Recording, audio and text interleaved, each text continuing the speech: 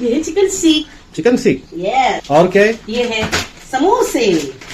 समोसे भी रखे होते हैं। यस, समोसे। ये सब रमजान के बच्चे भी तो नहीं है? रमजान के नहीं है, एक्चुअली बहुत सारे पैकेट थे तो धीरे धीरे सब खत्म हो रहे हैं। और ये है फ्रेंच फ्राइज। ये तो गाइस सब जानते हैं। देखिए फ्रेंच फ्राइज कितना ठंडा ठंडा है।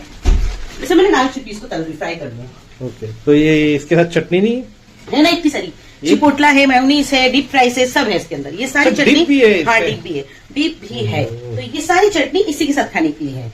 ओके, तो हरा पुदीना और चटनी नहीं? हरी पुदीने की चटनी है ना, खोपरे की चटनी भी है, वो भी खाने मिलेगी। Bye, love you, thank you.